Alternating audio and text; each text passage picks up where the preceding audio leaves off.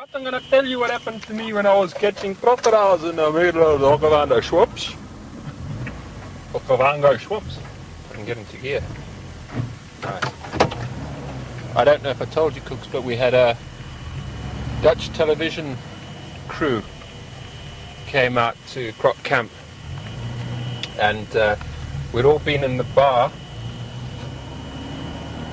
and this friend of ours, Daryl Dandridge, was a renowned croc hunter and catcher, and at nights we used to go up the river with a spotlight and shine them on these crocs, mesmerize them, and Daryl used to pick them out of the river. They'd be about a foot long. And anyway, one night old Alan Wellwood was a vet, and him and me we decided, no, we'll take these guys from the television company in Holland, and we will show them how us bushmen catch crocodiles. But firstly, bushmen must get a little bit under the weather, because they're not bushmen until they're very brave, you know. So anyway, we take one or two or three or four of those pots what you drink to the brown bottles. Then we drink them, and we went up with these guys, very bold and stuff. And we was driving up the rivers, and we was pointing out these crocodiles to them. And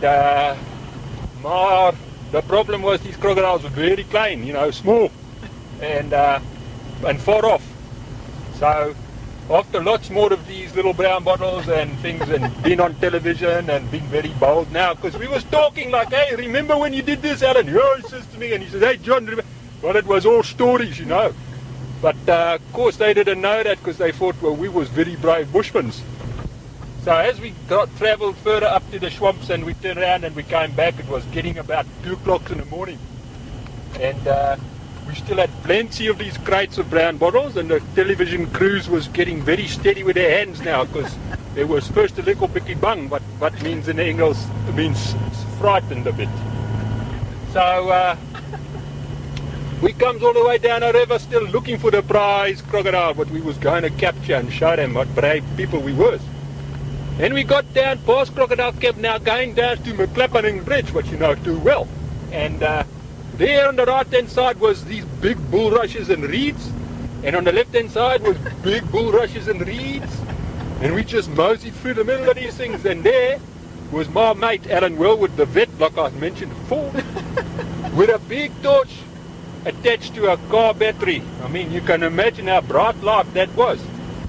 And there in the middle of the bulrushes on the banks there was a big bright eye shining back at us, and he says, there's the crocodile for us, guys.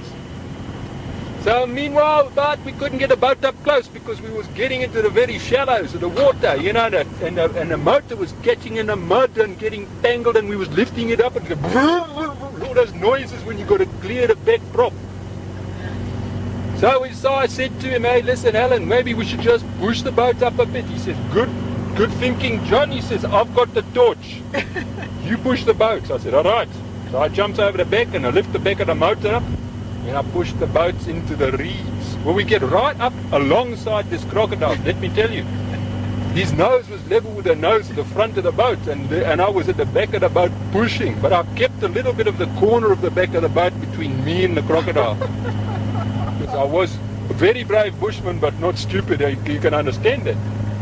Anyway, I walks around to the side of the boat, the other side, you know, like diagonally opposite, with the boat in between us, and I climbs in the boat, because I wasn't going to climb around the side, right up front to see. So I got there, and now we were standing at the front, and the television cameras was looking and whirring at us, and he was whispering to me. He said, okay, John, pick it up. I said to him, your turn, Alan, you know, I mean, I push the boat and you pick it up. He says, no, I've got the torch, remember? Meanwhile, these Dutch oaks, they couldn't understand, and they didn't hear what we were saying, because we was brave bushmen, they thought.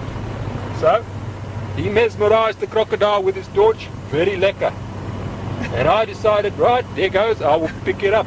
So I was standing on the side of the boat, and as I was there, the boat dips a little bit, you know, goes over like that, and I'm thinking, whoa, genade, got a problem here. So I bent over, but what normally you do is you just take your right hand and you pick it up behind the front legs, you know, and this thing almost shakes and rattles and spits and turns his head, but this crocodile, my hand wouldn't fit around.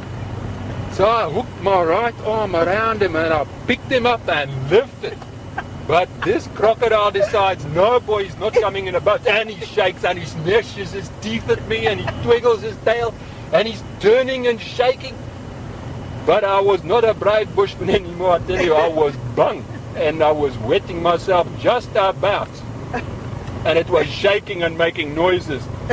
And I thought, no, I can't drop this crocodile in the water, because what happens is they turn around and they snaffle you, and his nose was close to mine. I tell you, it was kind of hop, close to my face here as I was looking down into the eyes. And the tail was smacking against the side of the boat. He was about 4.5 or 5 foot big, but that's a big croc for a bloke to pick out of the water. And I can assure you, I would never have attempted such a feat without those amazing bottles of stuff and what's in it. So I can assure you, it makes you brave. And finally, this thing was twisting and turning and shaking and scraping my sides. And I got all scratches from the rough fur. You know, these crocodiles have got fur about the size of, 2 shilling pieces in the old days, I think. And they scraped me bad. And I dropped the croc back and he went into the water and off. But now Alan says to the Dutchman, these television people, he says to them, no, but now listen, in a Scots accent, which is difficult for a Dutch bushman to speak like, he says, never mind, Oaks, we will be able to catch you another crocodile tomorrow. And they said, well, never mind, because tomorrow's disappearing, but we've got this on film, and we're going to show these people back in Holland what brave Oaks you are. Now that's my proud story, what I just recounted to you, and I'm very pleased with myself. But when I got home and I got to bed, I was thinking of mud and slimy crocodiles. And Elson says to me, woo, where have you been? Well, I recounted the story to her, and she just says, listen, I don't want any of your bullshit. If you've just been drinking and fell over in the mud, just tell me, but you don't have to give me a story about catching crocodiles. I mean, she didn't believe it until the next day when she was up there cleaning in the bar, and these Oaks come through and they said, hey, Elson, I must tell you about your husband, how brave he is. He caught us big crocodiles.